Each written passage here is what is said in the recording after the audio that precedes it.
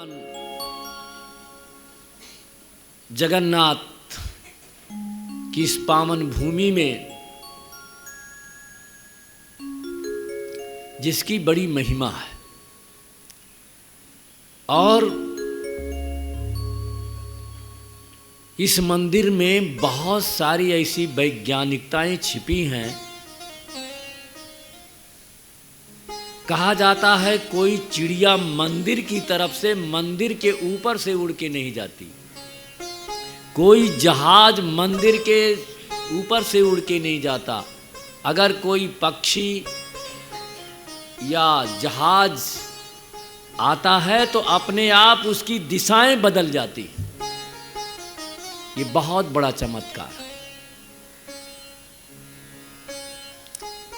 ये दो चीजें आस्थावान तो भगवान जगन्नाथ की आस्था स्वीकार करेंगे, कहेंगे भक्त लोग तो, लेकिन इससे एक बात और स्पष्ट होती है कि हमारा वास्तु विज्ञान कितना उन्नत और चमत्कारिक है कि उस वास्तु विद्या कहते हैं गृह निर्माण की कला विशेष विज्ञान, उस वास्तुशास्त्र की विशेषता कि ऐसा गुरुत्वाकर्षण का प्रभाव उस शिखर पर है कि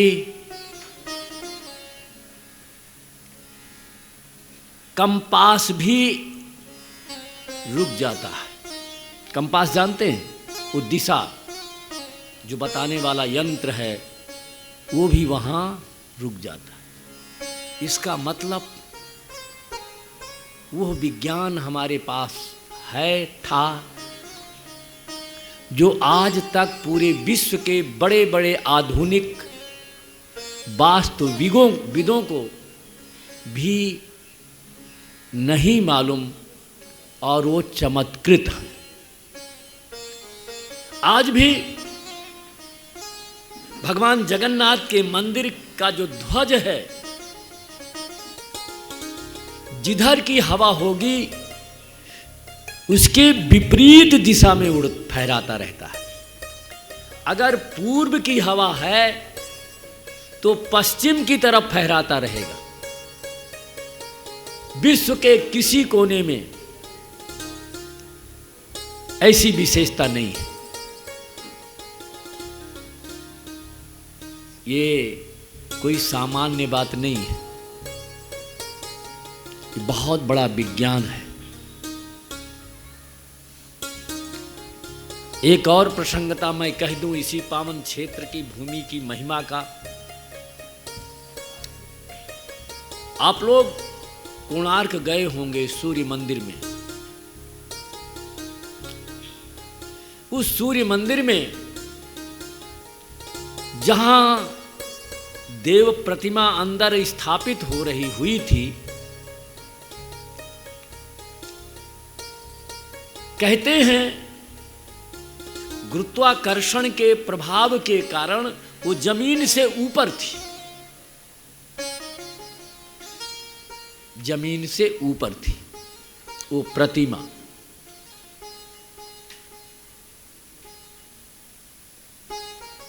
जब उस शिखर को स्थापित किया गया तो वो मूर्ति अपने आप जो है ऊपर उठाई और ऊपर, ना नीचे, न किसी दीवार के सहारे, न पूरब, न पश्चिम, न और कहीं, बिना किसी आधार के निराधार स्थिति में वो टिक गई।